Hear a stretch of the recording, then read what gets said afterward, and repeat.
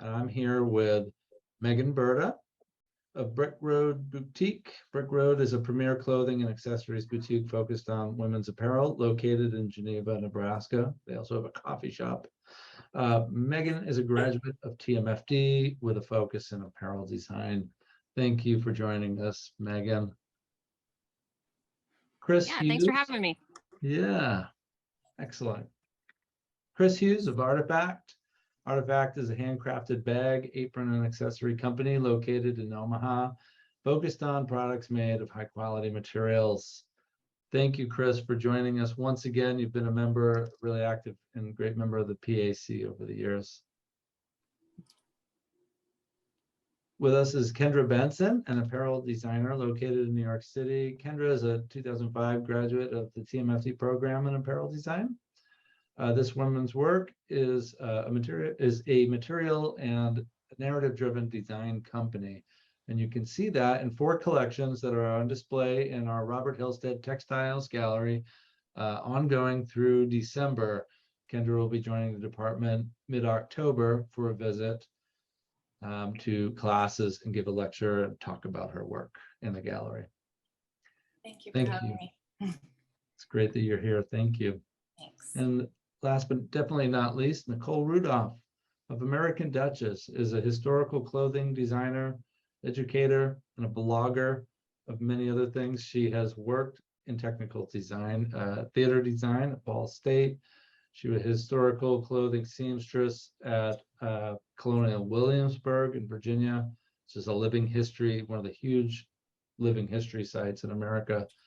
And she was a master's student here in the department at TMFD. American Duchess is a historical footwear company. Thank you for repping for them and for yourself, Nicole. Great to have you. Glad to be here. Yeah. So our panel today is focused on strong communities through strong business. However, I wanted to approach this conversation from maybe the opposite direction. So I'm kind of curious from each of you. You could correct anything that was off on your bio, but more importantly, tell us about how you, as an individual or a business, connect with your community. Who are the communities that support your business? We often think of communities as our neighborhoods or the towns we live in, but communities also are your customers, your clients, your markets, your stakeholders, the people who critique you and who support you. So maybe, Nicole, could we start with you? Yeah, gladly. So I'm fortunate in the fact that the community that I work with and a lot of other businesses that do similar things work with is relatively centralized to certain types of social media, and they're all very interactive.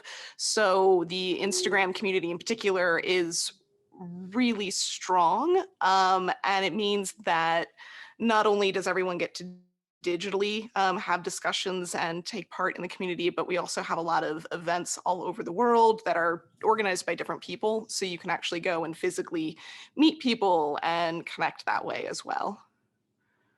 And there is definitely, you're a vlogger and you've got 116,000 subs, I believe, last I checked.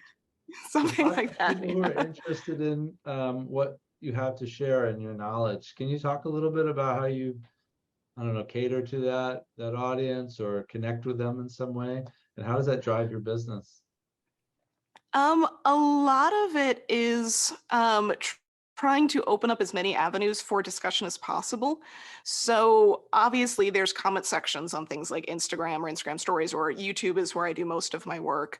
But also having a Patreon, having a Discord, having a Twitch channel and live streaming, and making sure that anyone, in whatever way they're comfortable communicating, can, because not everybody wants the same level of, personalized one-on-one. Sometimes people want group things. So just making sure that there's availability in lots of different places, depending on what people are looking for. What about you, Chris? How do you connect with your communities? Through several means. One, all of our products that we design and make have a utility to them, and our specialty aprons have been adopted by woodworkers, ceramists, makers in specific niches. And even recently, within the last year, we released a line of knitting products, zip pouches that accommodate longer knitting needles, totes that have wide bases so they don't tip over when people are knitting. And like a traditional knitter circle, they evidently sit around and talk about my products to some degree because there's just been viral growth through people. And I think it just has to do with if you make something that scratches their itch, it does what it's supposed to do, and it does it well, they're going to praise that. So there's that. In addition to that, we're mostly e-commerce. So our community is scattershot all over the world, but we communicate with them through largely through a newsletter. And I don't harass people with that. I maybe send 2 a month out, but it talks about new product developments, things that we're working on, some of the initiatives that are important to us, like our sustainable initiative. And then we also have a brick and mortar store in Midtown Omaha, and we communicate with our local community largely through there, and where they can purchase online and do local pickup or come and visit the store during our retail hours. So that's probably more, but probably more. I can't think of them. Yeah, that's great. And so you're in Nicole's audience or community are both localized and spread out across the world simultaneously in ways. What about you, Kendra? I guess I would say for me, since I started my collection in 2013, I've sort of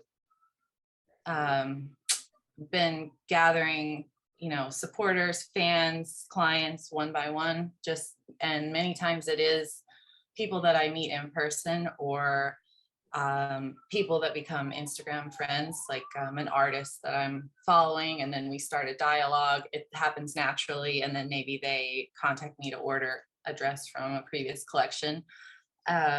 So it's very small and slow still after all these years, but occasionally something great will happen, like one of my clients will say like, oh, I am co-owner of this women's wear store. We can't sell your clothes there, but we could sell your jewelry there. And so that's been going on for like 6 or 7 years for me. And that kind of helps sustain me financially. And it's a more accessible price point. So, and then I was carried at a store in Phoenix, Arizona. It did close its physical location due to COVID, but that really built out people who were coming to a store and trying on my clothes and then maybe thinking about it and then circling back to the store and then to me for more pieces. And so it's very small, and I would say e-commerce is not really, although I've tried it and built it out and did all of that, I feel like people really need to see and touch and try on at this point still. So and then I do things like studio visits and forming those really like strong relationships with clients or press or stylists. It's sort of the hard way. I would like to kind of graduate past this, but I'm still sort of building it brick by brick. Very good. And thank you, by the way, I wanted to mention to the students in the session here, please add your questions to the chat. As we speak, we can answer some of your questions as we go, but we'll also have breakout sessions after with these individuals. So Megan, what about you? You're located in Geneva, Nebraska, is that correct? That is correct. I'm actually in Grand Island today, so that's why I'm having internet issues. I'm at the state fairgrounds because the Exarban Stock Show is starting today. So talk about community, that's one of them. We don't really carry Western quote apparel. However, 3 years ago, we tried this the vendor market here at Exarban for all of the families that show livestock at this large regional multi-state stock show, and it has been one of our largest events of the year. So our community consists of a lot of communities around the state of Nebraska.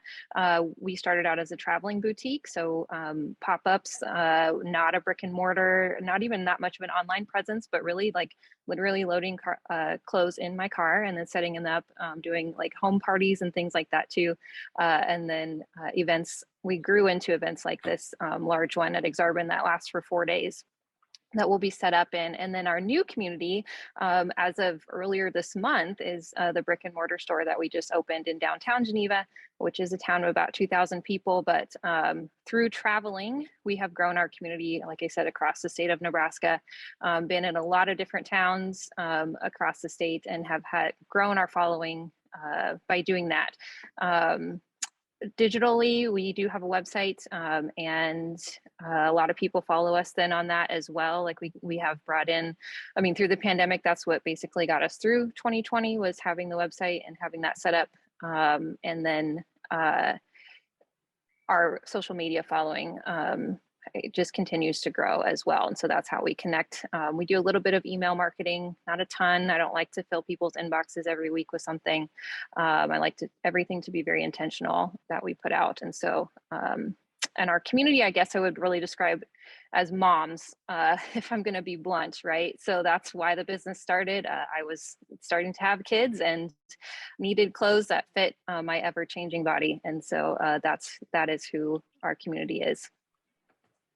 Good to know who your community is, because you can connect with them more meaningful ways, it seems like. Can you guys talk a little bit more about that meaningful connection with the community then? And anyone can take that question. I get a lot of feedback on that, especially since a lot of the things that I put out there are very, I don't want to say activism based things, because that's way beyond what I'm doing, but just kind of talking about topics that aren't usually talked about from a historical perspective or from fashion perspective or things like that. So I get a lot of feedback from people saying, I'm so glad someone's actually discussing why the size system that we have for our current clothing doesn't work, and where it came from, and that makes me feel better that I don't fit into these sizes because they weren't meant to work for this, and things like that. So I get a lot of just consistent feedback from people when I hit the right topics, and will continue to be, oh, there's a huge market for that topic, that area, that particular style, or whatever it is that emotes reactions from people, usually very positive. And so I'll kind of guide things that way. And I've seen the same thing happen with products where it answers needs and wants for people that we didn't even know it possibly could. And it's like, oh, okay, how can we pivot to that and make sure that people get what they need? Sure. Do you get corrected much? Do people want to jump in there and say no? They think maybe you're wrong, and how does that? Wow, that's like the worst feeling, right? When you throw some information. I get that a lot, but pretty much always it's just, well, I heard or I think. So it's almost never well supported. And it's just someone who doesn't want to grow and learn, and you can't force people to learn new things. Sure. How about some of the others? Can you hear me? Yeah. Okay. One thing I was jotting down preparing for this is speaking of meaningful connections, I used to try to think, okay, like these are my special pieces in the collection, and then these will be the commercial pieces.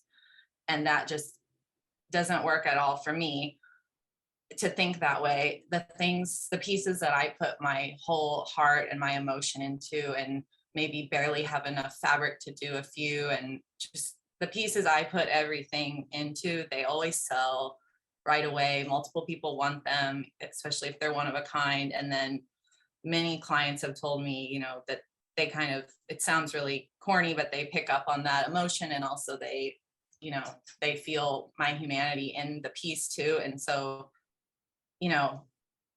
that's kind of been something I've observed over the last years of doing my line. I can't really try to plan out the commercial stuff, and it will just sit there. The things that have my heart in them, those things everybody wants. So it's kind of, touchy feely, but I think that's where the meaningful connection comes in. And then if a client says, oh, I was dancing and this broke, can you fix it? Then like, I'll fix it, and then we'll start talking, and it will get, maybe lead to another sale or just more excitement about what's going on. So I wouldn't call it a friendship, but it's like, it's a kind of an old-fashioned client and designer relationship. That's what I am after, at least. And I have it with a few people, but.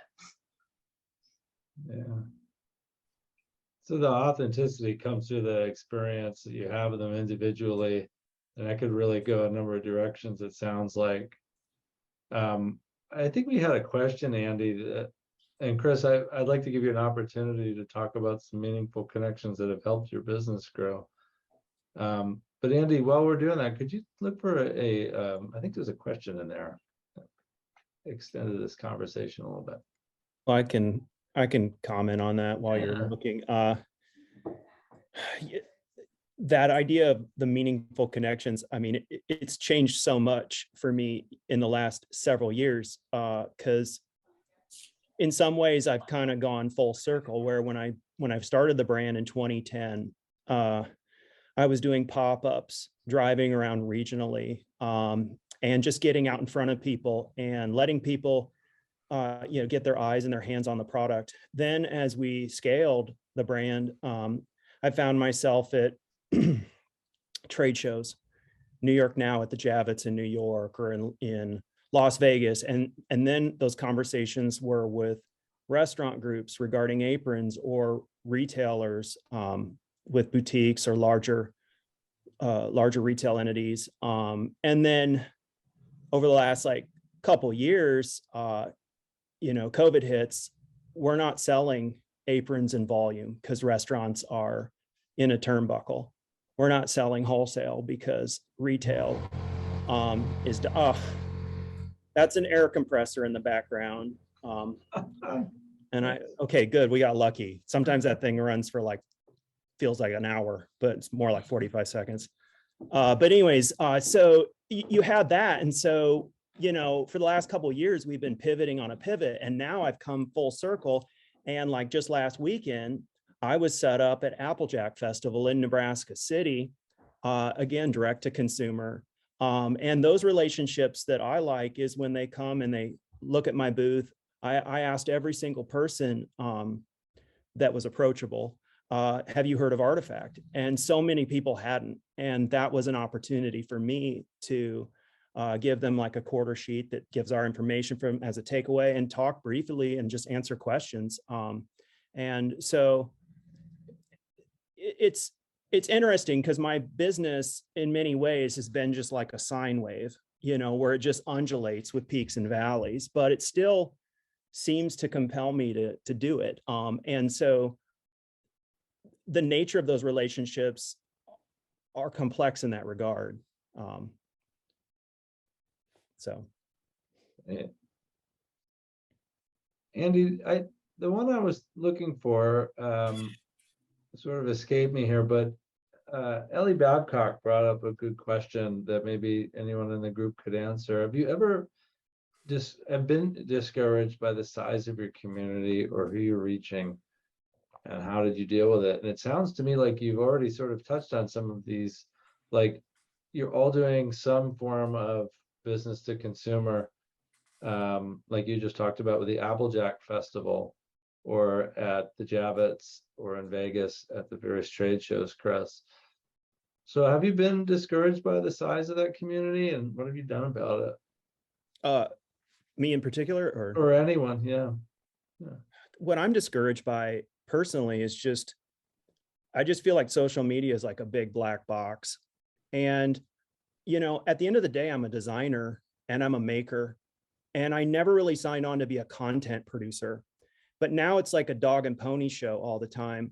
And me making a quality product just isn't enough. They want me to, I don't know, dance around or do God knows what. And that part, I'm over that. So when you think about Applejack, I'm in front of real humans and they're not face buried in phone. They're smelling the leather that comes out of my booth. They're seeing the products, the colors, and like I'm getting a level of engagement that reminds me that this isn't just like zombie land. And so am I discouraged about this stuff? Not really. I mean, because if you can run your business, it's not so much about how many units you're selling. It's not about like top line. It's about your net. Are you profitable?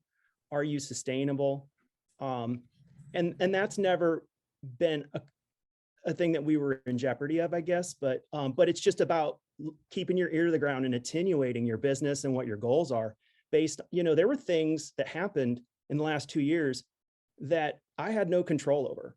And so you can only focus on what you have control over and then pivot and kind of do a hard reset and decide like, okay, well, how do I attenuate my business based on all these constraints? And then you just do that. And so at the end of the day, I just like doing what I do. And I will say though, that I've climbed these levels of the mountains and I didn't necessarily like the view. We had like 13 W-2 employees at one point, and that's not really what I signed on for, was to do the HR side of stuff and the training and stuff. It's that's a whole separate skill set, and it doesn't have really anything to do with designing. Yeah. So Yeah, can appreciate that. Yeah. And actually, on a similar note, I think we do have a question about, like, so Chris mentioned that he didn't expect to have to do some of the marketing around it or like manage like employees.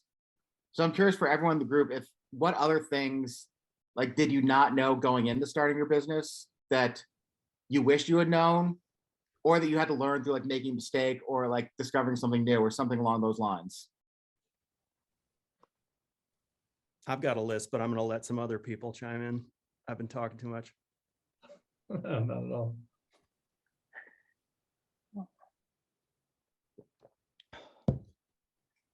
I'm sure there's things. I'm trying to think, but there's got to be things, right? But I don't know. Based on like Chris's comments, just doing the things even if they weren't expected is the way to learn, and then you can offboard that to someone else, right? Like my philosophy is hire it. If I can do it for a while, but then if it starts to bog me down, I'm going to hire somebody else to do that and take care of it that way, right? Like social media. I hire 2 people to do our social media and schedule out our posts so that I can manage it. If HR starts to become an issue for me, I might look to hire that out too and figure out something else with that. I'm not there yet, Chris, but we just took on a whole lot more employees than I've ever had before. So I'm learning that and how to navigate that right now too. Well, and as a design entrepreneur, obviously there's going to be tasks that you delegate, but you have to, in order to hire well, you have to kind of understand what the scope of that responsibility is. How do you hire a good bookkeeper if you don't understand double entry bookkeeping or cash flow management or things like that? Like, you have to be able to kind of challenge them and make sure that you're getting what you agreed to. And so that's the part, like, when you jump in, like most people that do this stuff, they're kind of bent to begin with. If they were thinking completely logically, they wouldn't start these businesses.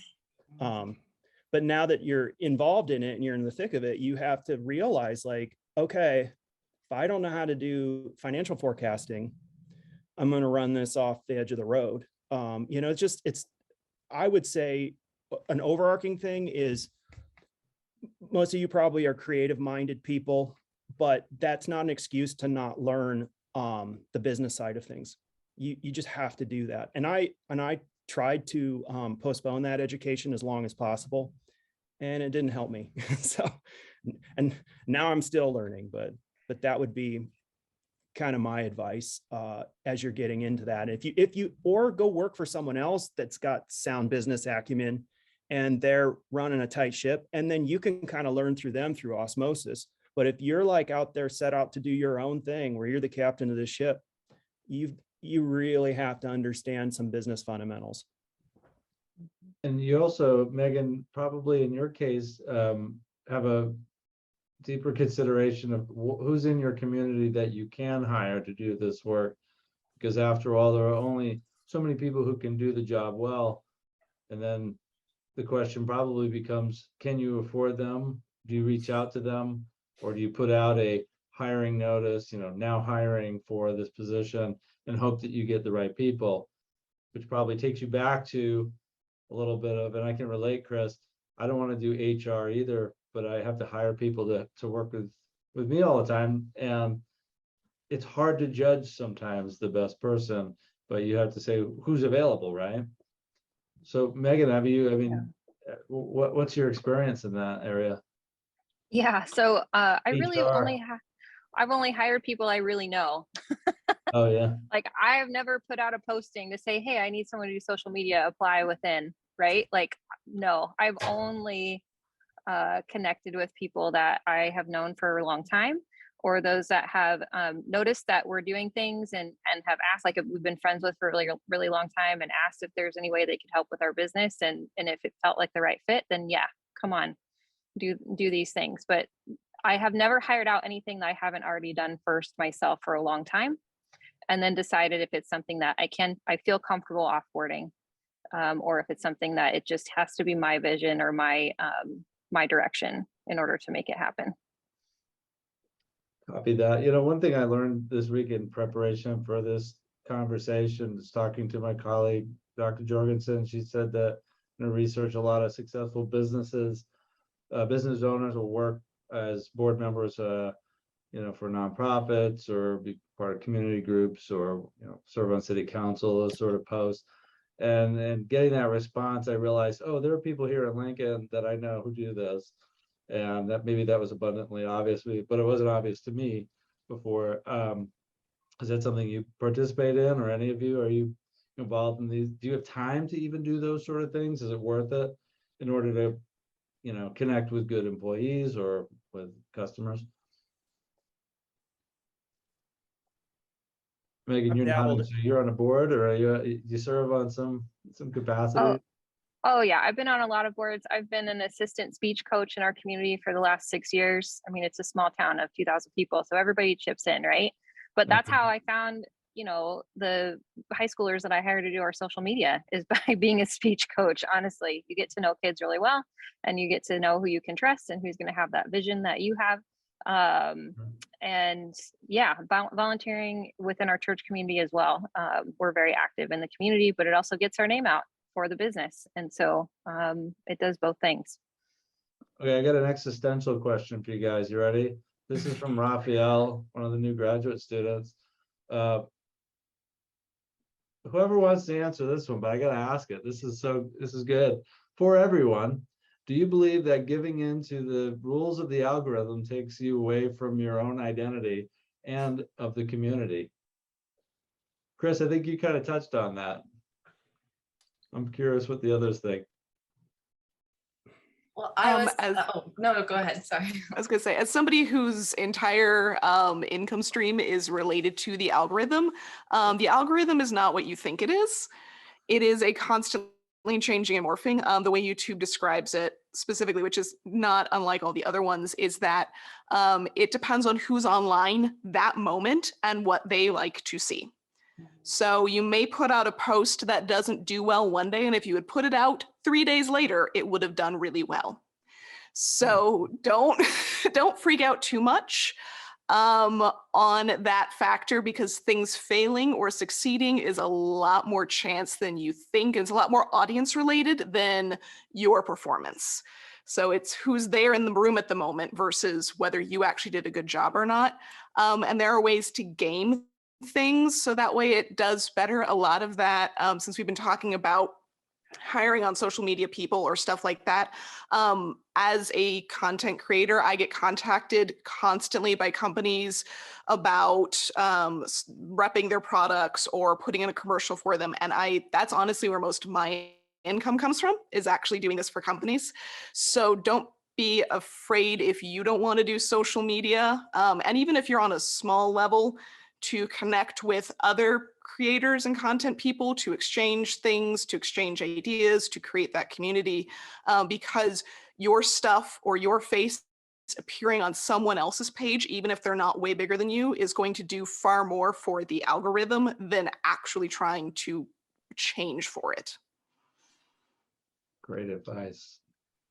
And it's much harder to build a following on YouTube than it is on other platforms. Am I correct on that assumption? Yes. Level of investment from subs are more demanding there. Yeah, longer content versus shorter content, and things of that nature. But in general, for business purposes, YouTube is good for longer form. Instagram is where you do your advertising, and TikTok is where you do your look, I'm a real person. But I have this business. It's slowly turning commercial. So you kind of have to like balance all of them. It's a great way of thinking of it. Kendra, you were going to mention something else. Oh, I mean, it's hard to follow that because that's really a lot of fantastic practical advice. I think I was just having a response to what Chris was saying about social media in general and the dog and pony show, and he felt he loves smelling the leather and having the customer smell the leather, and I like Instagram just as a place to control like the order of, you know, photos and videos. And if I have the time to and money to create content specifically for that, I will do it. But I'm no expert. It's probably been my shortfall for sure with my brand. But I also prefer to be making things in the studio. And there's just, I feel like it's kind of killed fashion in some ways. I know there's amazing things, but I feel like Instagram has kind of really hurt fashion in a lot of ways too. For me, I really love to, you know, smell the wool getting steamed and see the dimension. And I there is a way to communicate that over Instagram for sure. And I also feel a lot of pressure not to like make it a gender issue, but sometimes as a woman, it's like, because you're a female designer, you're supposed to be wearing your clothes, taking selfies. And I've had all kinds of advice, and all of these years later, I just kind of go into what feels right for me. But there is a lot of pressure, I think, to be more than just a maker and more than a designer. And then if you go to stores and you aren't that, it can be really, which I know this is probably obvious to the students, but stores and magazines, they need to see that you are so much more than just a designer and a maker. You're almost like a mini celebrity and a influencer yourself. So it's tough for some people. If you're an introvert and if you're, I don't know, I think it's not for everyone. It's something I've struggled with it a lot. And if you put all your attention there, sometimes it's, I don't know. Another thing I was going to add about when you were speaking about HR and those things, someone really smart gave me some great advice once. They said, you know, learn all of the different aspects, but whatever gives you the most bang back, like in your process, however you want to define that, whatever really feeds you and gives you a lot of good feelings back, I know that sounds again very like hippie stuff, but try to really do that, because it's just going to keep feeding. And so I do think you should do everything yourself in the beginning, but then like Megan said, hire out what doesn't feel good to you, like accounting, HR, whatever, because you should be spending a lot of time like putting a lot into that thing about your business that gives you a great feeling back. So those are just two thoughts I wanted to share from my experience. Some good life advice. Adding on to that, one of the things I highly recommend, if you are uncomfortable with media stuff and you don't even know where to begin, aside from taking classes and learning how to do it yourself, which not everybody has the time, there are a lot of people out there on those single hire type websites, Fiverr and stuff like that, or going to your local universities, going to the film school or whatever it is, and working with an individual to literally just come to your shop and film everything for the day. And you end up with just hours of video content that helps you understand how to view those things. So how to get a feel for the product up close and all of that. And you end up with usable content for a really long time, but also a better idea of like how to approach it from more than just a picture, like somebody who knows what they're doing, hopefully. Yeah, acquiring some B-roll for a whole day could give you a lot of opportunity to tell your story. This is for the group from Haley, although it was targeted at you, Kendra, but I think it applies to everyone. How do you grow your clientele who look for one-of-a-kind pieces? And is that something you believe could be successful in a smaller city? Two really good questions. I actually, before COVID, was planning, which I was expecting my first child at that time, but I had planned to spend best laid plans, spend 2020 doing like a traveling, very high-end trunk show. So that kind of answers both questions in a way. I think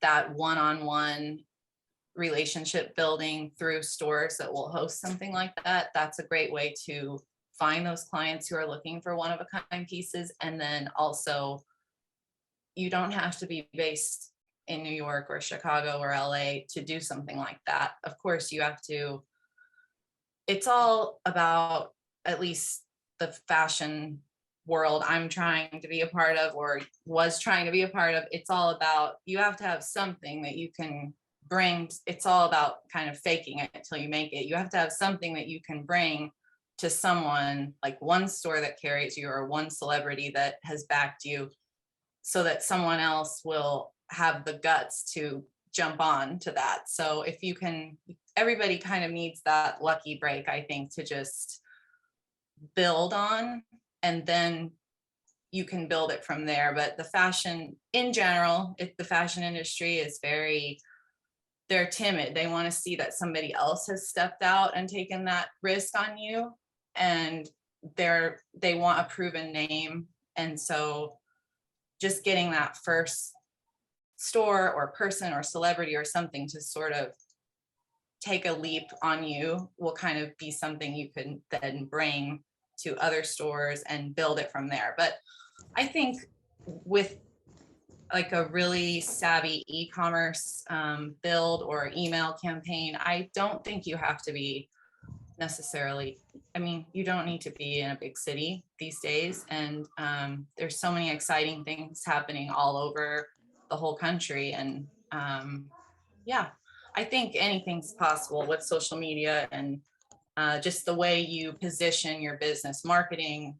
I really don't think you have to be in New York. With New York, I think for me, there's the excitement, there's the ambition all around, and then there's all the great resources of people to sew and great materials and great factories. But those are everywhere too. There's great places all over. So I really think believing in what you're doing is more important than where you are.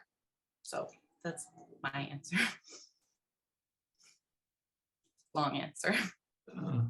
No, thank you. Any other questions that pop out? And Haley says, thank you, Kendra.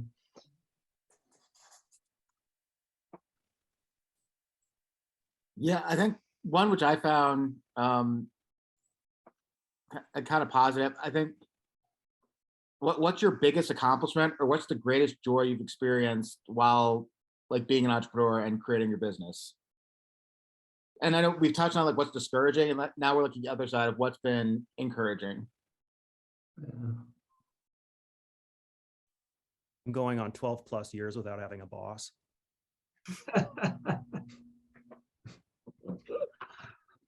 Awesome. Woohoo! There's something that you may have made, Chris, that you're like, still, that is like the thing that, shifted your, I don't want to get like the fake it till you make it thing it's just like a hype way of saying like, just go ahead and do it because you have to start somewhere. But at some point, Chris, was there something that you made that you were like, this is me, this is my thing? Was it an apron? Yeah, or... there's been a bunch of them, and then they just like, you throw it against the wall and it didn't stick. But what was the one that stuck? I've gotten I've gotten pretty thick-skinned as a designer where like I'm just constantly designing product, and I don't put too much of an emotional attachment to the items. You know, they do what they need to do, but like there's so many other levels when you've been doing it like at this point where like I'm trying to explain this in like trying to go back to like the younger Chris that was like just excited for the sake of being excited. You know, like I'll design like 5 things and usually like 2 of them will take off and support the rest. And so that's cool. But to your earlier question, like I do have a soft spot for like Artifact came about through serendipity. Like you know, I'm not going to go into detail with my backstory, but like I worked as a product manager and then I got laid off. Then I had to take a placeholder job, but I was always making stuff, making things out of wood, making things out of various mediums. I needed something to carry my lunch in. So I designed this wax canvas lunch tote. And you know, who knew? You know, the place I was working at, I put it in this like refrigerator with like tons of other people's lunches. No one ever said that's a beautiful product. But then this like style writer in New York like discovered it and wrote about it. And then that product got picked up in the New York Times, Gizmodo, Uncrate. And so like that product's always going to have a spot in my heart because it enabled me to just like not work in a cubicle, you know, at a job I didn't want to do and have a level of autonomy and ability to like utilize my skills that like just were not going to get used in any other job that I was, you know, working in. So the lunch tote absolutely has a special place, but then the other stuff, like I designed, like, I remember my rucksack, everybody's like, man, I want a backpack that's like, that's in the style of your other bags. And so, I mean, I put a lot of time into thinking about this bag and like we released it and I don't think we sold one for like 8 months, you know, but then like 2 years later, all of a sudden they just started selling, you know, and I don't know if it was like some style writer or something discovered, you know, that's usually what happens. It's like, you just kind of like, you're just like bouncing down the runway and then some moment happens, like some brand wants to do a collab with you or something.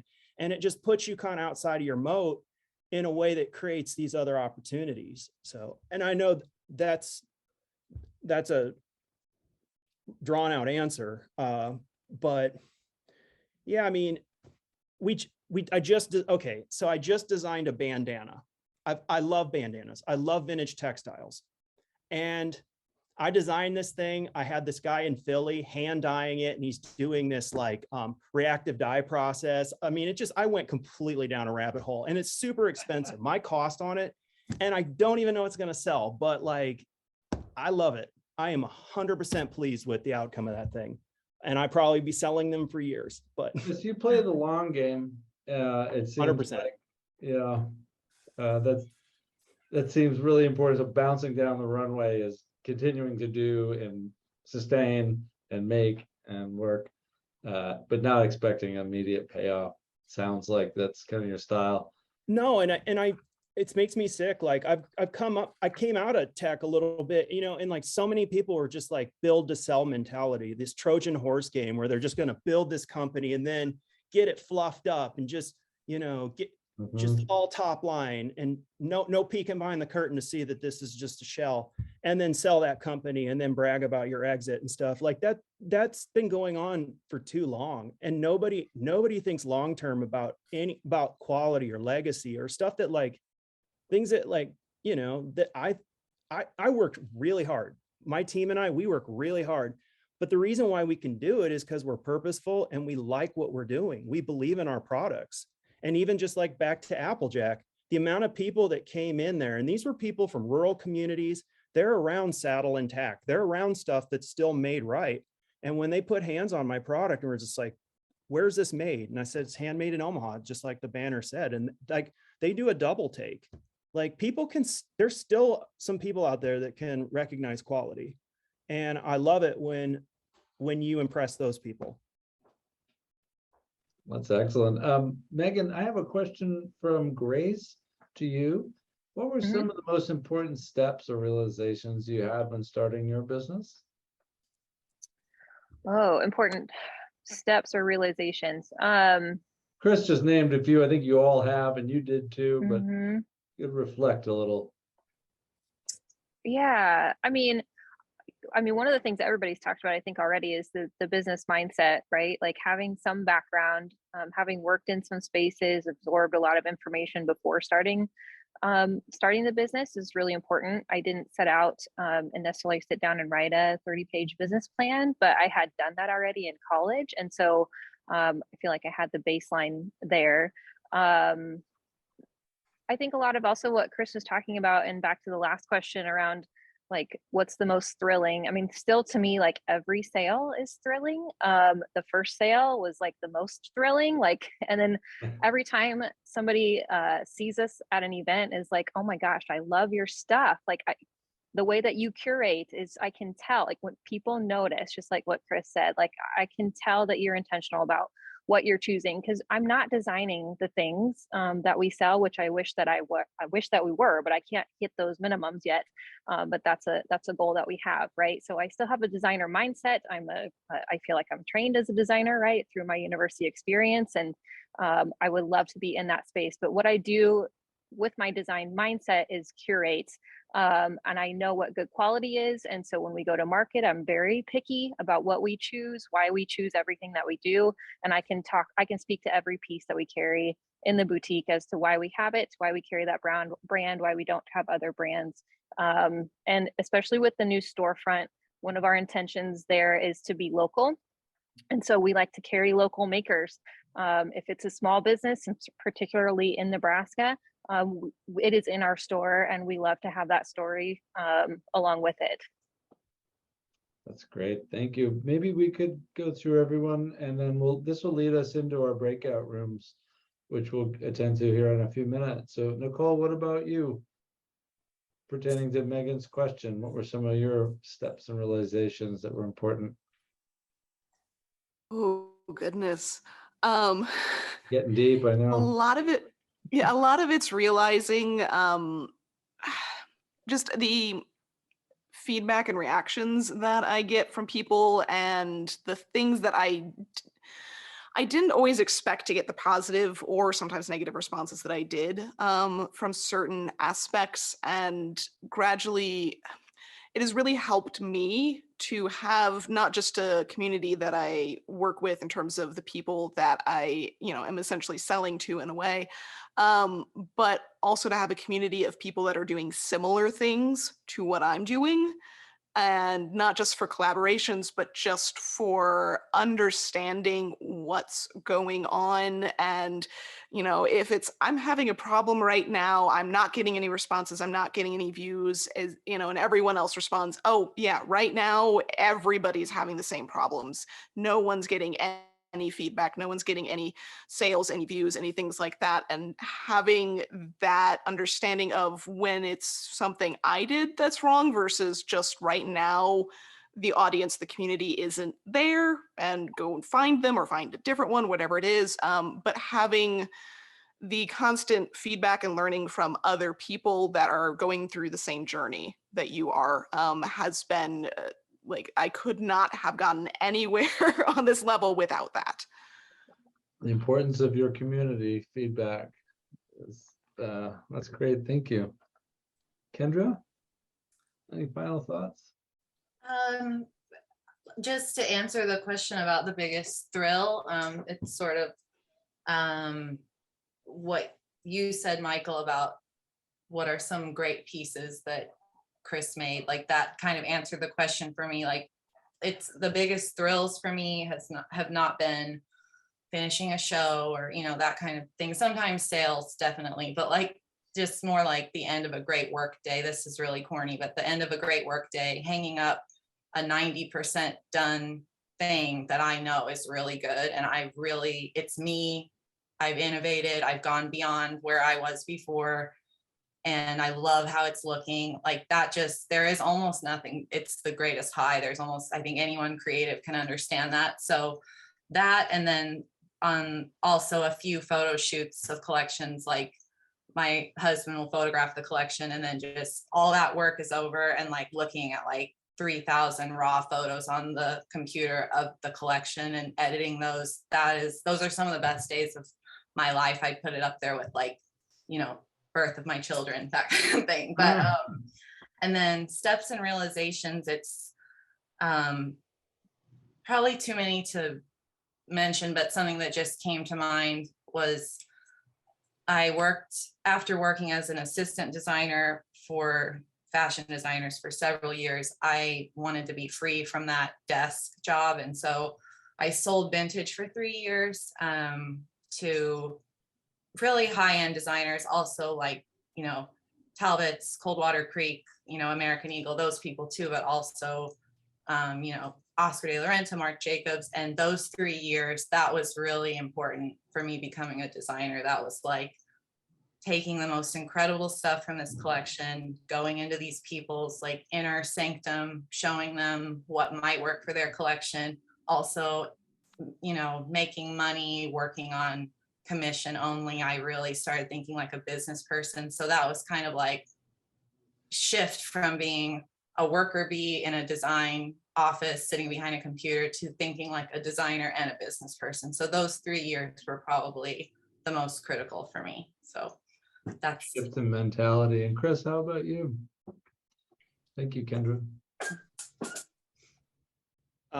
In reference to, Just your realizations that it's, things that you had most important steps.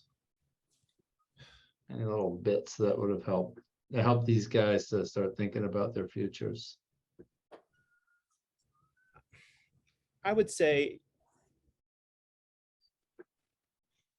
I'm not one to smell the roses, and like I'm just head down, just plowing into stuff, just on this like never-ending conquest. And I think you need to do a better job than I've done as you're doing this journey, to stop and appreciate the moments that you're at. Because like, man, I just look back over 12 years and it's just like, the moment I would accomplish something, like I just had bucket lists. Like I wanted to be in these magazines and then I was in them. I wanted to do this and then I was there. I wanted to be in these stores and then I was there. I wanted to be, but I never stopped. I just was like, all right, millisecond of acknowledgement of that, and then bam, next thing, let's do this. What's even bigger or more grand? And I kind of regret, because like now some of that stuff's like a blur to me. And people will be like, remember this? And I'm like, I wish I did, but I was already on to the next thing. So you just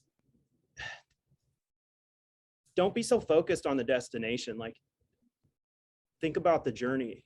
That's probably what I would say that I wished I would have done more of. Well, thanks, Chris. I'm going to try and apply that in my life, because I sound exactly like you. I don't stop for 1 second ever. And the minute I'm supposed to be enjoying something, I'm like thinking about the next thing.